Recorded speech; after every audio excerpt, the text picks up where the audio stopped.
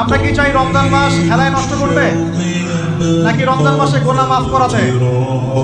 আমার সাথে বলেন, এই 10টা কাজ আমরা সবাই করবো ইনশাআল্লাহ। রমজান মাসকে ইফেক্টিভ করতে এই 10টা কাজ করবো ইনশাআল্লাহ। রাজি আছেন? এক নাম্বার হচ্ছে 5 ওয়াক্ত নামাজ। রাজি আছেন কিনা? 5 ওয়াক্ত নামাজ সাধ্যমতো চেষ্টা করব জামাতে পড়ার জন্য। ওই যে নামাজ নাই ইসলাম নাই, নামাজ যে পড়ে না ওর সাথে কোনো খাতির নাই। খাতির আছে? কোনো খাতির নাই। নামাজ অবশ্যই পড়তে হবে। এরপরে নামাজের সাথে সাথে কমপক্ষে 12 রাকাত করে নফল। কত রাকাত? যে ব্যক্তি 12 রাকাত নফল বা সুন্নত দৈনিক পড়ে তার জন্য জান্নাতে একটা ঘর তৈরি করা হয়। 12 রাকাত কি কি কে বলতে পারবেন? প্রথমে ফজরের, জোহরের আগে 4, জোহরের পরে 2, কত হলো? 4 2 6 8, মাগরিবের পরে, ইশার পরে, এই হলো 12। পড়বো তো ইনশাআল্লাহ। এগুলো 1 নাম্বার কাজ, নামাজ পড়া। 2 নাম্বার ভাই, নামাজের সাথে সাথে তাহাজ্জুদ এবং তারাবি অবশ্যই পড়তে হবে। রাজি আছে কিনা? আল্লাহর ওয়াস্তে গ্যাঞ্জাম করতে যায় না 20টা 8, এই গ্যাঞ্জামে আল্লাহর ওয়াস্তে যায় না। তারাবির নামাজ 5 ঘন্টা। কত রাকাত সেটা বড় কথা। তারাবির নামাজ কত ঘন্টা? প্রায় 4-5 ঘন্টা। 5 ঘন্টায় 8 রাকাত পড়েন, 5 ঘন্টায় 20 রাকাত। বুঝতে পারছেন কথা? নবী সাল্লাল্লাহু আলাইহি ওয়াসাল্লাম তারাবির নামাজ কত লম্বা পড়েছেন? 1 ঘন্টা। কতক্ষণ পর্যন্ত? সাহাবীরা কি বলছেন? সাহাবীরা বলছেন যে আমরা তড়িঘড়ি করে সেহরি খেয়েছি। নামাজ এত লম্বা নবীজি পড়েছেন, শেষে তড়িঘড়ি করে সেহরি করতে। নবী সাল্লাল্লাহু আলাইহি ওয়াসাল্লামের 2 রাকাত নামাজ কত লম্বা ছিল। আমরা এখন নামাজের রাকাত সংখ্যা নিয়ে যত বেশি ঝগড়া করি, কোয়ালিটি নিয়ে এত ঝগড়া করি। কোয়ালিটি ইম্পর্টেন্ট না? আমার নামাজটা কত সুন্দর হচ্ছে, কত লম্বা হচ্ছে, কত ধীর স্থির হচ্ছে, এই নামাজে আমি ধীর স্থির ভাবে কোরআন শুনবো, চোখ দিয়ে পানি ঝরবে, এগুলো ইম্পর্টেন্ট। মক্কা মদিনায় গিয়ে দেখেন, যারা এখন উমরা করতে গিয়েছেন অনেক তারা সৌভাগ্যবান। তারাবির নামাজ নর্মাল এমনি যে কোনো নামাজই, তারাবির নামাজ তো আরো বেশি। দাঁড়ালে আপনার চোখ দিয়ে পানি ঝরতে পারবে। মধুর তেলাওয়াত, লম্বা কেরাত। ফজরের নামাজ মিনিমাম 20 মিনিট। ফজরের নামাজ 15 থেকে 20 মিনিট। আর আমরা তো 3G 4G, কোন মসজিদে 6G, মানে সূরা ফাতিহা শুরু হয়, ওই শেষে গেলে দলিল শেষ, মানে আর কিছু বুঝলাম না। এগুলো কি নামাজ? আমরা তো নামাজ পড়তেই ভাই দুনিয়াতে আসছি, নাকি? দুনিয়াতে আসছি কেন? ওমা খালাকুল জিন্না ওয়াল ইনসা ইল্লা লিয়াবুদুন। নামাজই তো পড়তে আসবে। ধীর স্থির ভাবে আপনি 8 রাকাত পড়তে যান, পড়ে লম্বা করে পড়ে, ধীর স্থির ভাবে পড়ে। এক ভাই বলছেন আমি 20ই পড়বো। আচ্ছা ভাই পড়ুক তো, ওকে 20ই পড়তে দেন, লম্বা করে পড়তে বলেন, ধীর স্থির ভাবে পড়ো। আরেকজন পড়ছে 2 রাকাত, রাতের সালাত 2 করে, 4 সাথে রাতের সালাত 2 করে, এই বেচারা 2 করে পড়তেই আছে। লম্বা করে পড়লে কোনো সমস্যা আছে? উদ্দেশ্য কি? আল্লাহকে পাওয়া। আমি নামাজে আল্লাহকে পেলাম কিনা এটা বলবো।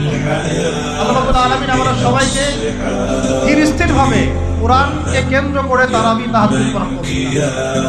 এটা রমজান মাসের ইফেক্টিভ রমাদান আপনাকে কাজে দিবে। 2 নাম্বার 3, এটা বলে দিয়েছি রমজান মাস হবে কোরআনময় মাস। এই মাসে কোরআনের 6টা হক আমরা আদায় করবো ইনশাআল্লাহ। মনে আছে তো ইনশাআল্লাহ? তেলাওয়াত, মুখস্থ করা, আরবি শেখা, আদেশ নিষেধ মানা, দাওয়াত দেয়া এবং হিফজ করা। পারবো তো ইনশাআল্লাহ? নিয়াত করেন জোরে জোরে। 4 নাম্বার, রমজানকে ইফেক্টিভলি ইউটিলাইজ করতে হলে প্রতিটা কাজ সুন্নত সম্মতভাবে করতে হবে। এভাবে আপনি রমজানটাকে ইফেক্টিভলি ইউটিলাইজ করতে পারেন। কিরকম একটু বোঝাচ্ছি। মনে করেন এমনি নর্মালি আমরা সব সুন্নতগুলো অনেক সময় খেয়াল রাখি না। খাচ্ছি, খাওয়ার সুন্নত, খাওয়ার মধ্যে কিন্তু প্রায় 10-এর বেশি সুন্নত। ওযুর সুন্নত, কথা বলার সুন্নত, হাঁটার সুন্নত, কাপড় পরার সুন্নত, দোয়া কালাম সুন্নত, ঘুমানোর সুন্নত। অনেক সময় আমরা কিন্তু এগুলো খেয়াল করি না। রমজান মাসে চেষ্টা করবেন প্রতিটা কাজ সুন্নাহ মাফিক বুঝে করার জন্য। রমজানে ঘুমাবো, ঘুমানোর আগে বিছানাটা ছেড়ে নেব, লাইট অফ করব, আমরা দোয়া, এই যে সূরা ফালাক নাসের ক্লাস এগুলো পড়ব, কাফেরুন সূরা পড়ব, আয়াতুল কুরসি পড়ব, সূরা বাকারা শেষের আয়াতগুলো পড়ব, পারলে সূরা মুলকটা পড়ব। ঠিক আছে? প্রয়োজন ওযু করে আসব, এসে আমরা ডান কাতা হয়ে শুয়ে আল্লাহুম্মা বিসমিকা আমুতু। এই যে শুরু করলাম, ঘুম থেকে ওঠা, ওযু করা, ওয়াশরুমে যাওয়া, খাওয়া দাওয়া করা, মসজিদে যাওয়া, নামাজ, জিকির, তাসবিহ, তাহলিল, ব্যবসা বাণিজ্য, এগুলো সব সুন্নাত নাই। প্রতিটা কাজ সুন্নাহ মাফিক করার চেষ্টা করবো, আল্লাহ তৌফিক দান করুন। ফিকহুস সুন্নাহ এরকম কিছু বই পাওয়া যায়, ফিকহুস সুন্নাহ, কিতাবুস সুন্নাহ, এরকম অনেক বই আছে। আরবি থেকে বাংলা অনুবাদ হয়েছে, বাংলাদেশের উলামায়ে কেরাম লিখেছেন। এরকম সুন্নাহ শেখার কিছু বই কিনে নিয়ে প্রতিটা কাজ কিভাবে করলে সুন্নত হয় পড়ে দেখবেন, পারবেন তো ইনশাআল্লাহ। আল্লাহ পাক তৌফিক দান করুন। আমি এটা কথা বললাম 3 নাম্বার। 4 হচ্ছে দান সাদাকা বেশি বেশি করা। রমজানে দান সাদাকা বেশি বেশি করা। আল্লাহ রাসূল সাল্লাল্লাহু আলাইহি ওয়াসাল্লাম রমজানে রহমতের বাতাসের চাইতেও বেশি বেশি দান করতেন। আমরা পারবো কিনা ইনশাআল্লাহ। দেখেন আমি একটা কথা বলি, দান করার জন্য সম্পদ লাগে না, দান করার জন্য কলিজা লাগে। কি লাগে? ব্যাস, যার মন বড় সে দান করতে পারবে।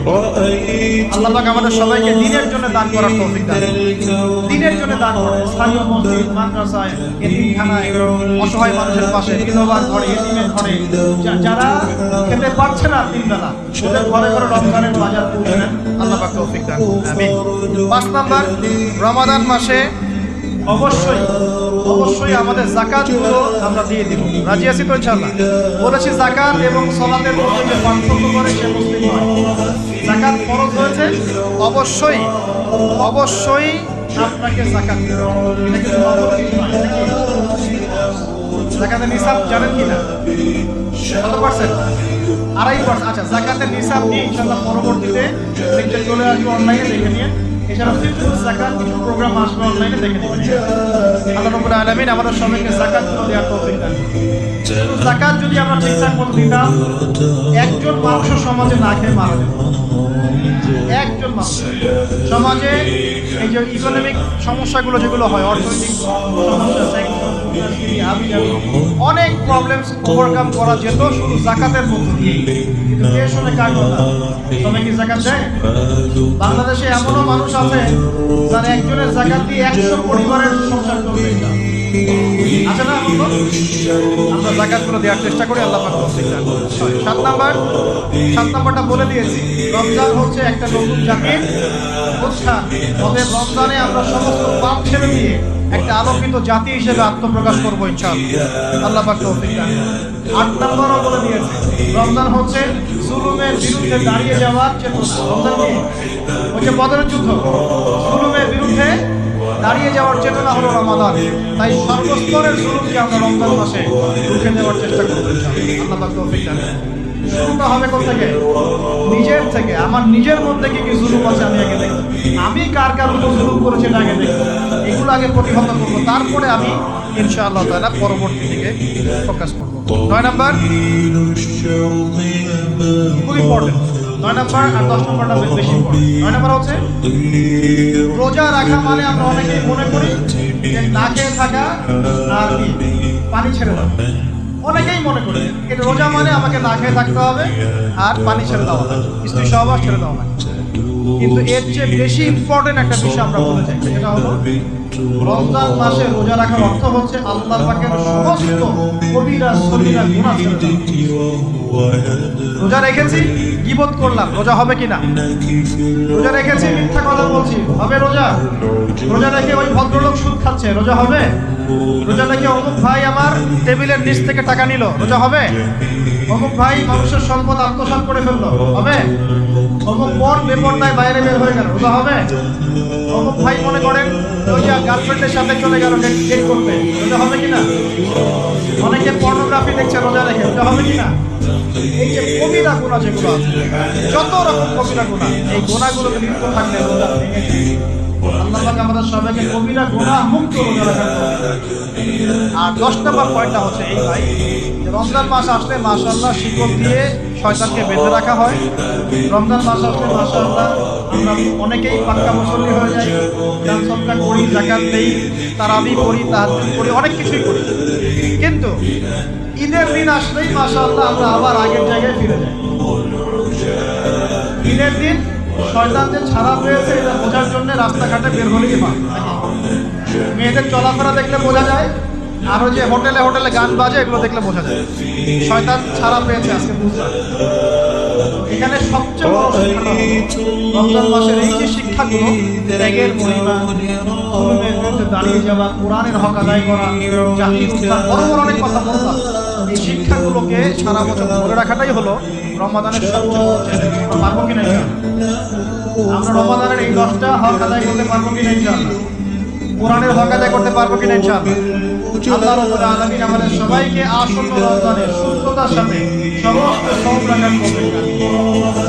এই রমজান মাসে বেশি বেশি তেলাওয়াত করার তৌফিক দান করুন, অর্থ বুঝে পড়ার তৌফিক দান করুন, বেশি বেশি দান সদকা করার তৌফিক দান করুন, বেশি বেশি ওই যে গরিব দুঃখী মানুষের পাশে দাঁড়ানোর তৌফিক দান করুন, বেশি বেশি যাকাতগুলো দিয়ে দেওয়ার তৌফিক দান করুন, বেশি বেশি আল্লাহর জিকির করার তৌফিক দান করুন, বেশি বেশি আল্লাহ পাক আমাদেরকে নফল নামাজগুলো পড়ার তৌফিক দান করুন, কোরআন কেন্দ্রিক সময় কাটানোর তৌফিক দান করুন, রাসূলের সুন্নতের উপর আমল করার তৌফিক দান করুন এবং একটা নতুন আলোকিত প্রজন্ম এবং জাতি হিসেবে এই রমাদানে আল্লাহ রাব্বুল আলামিন আমাদের যুব সমাজকে আত্মপ্রকাশ করার তৌফিক দান করুন।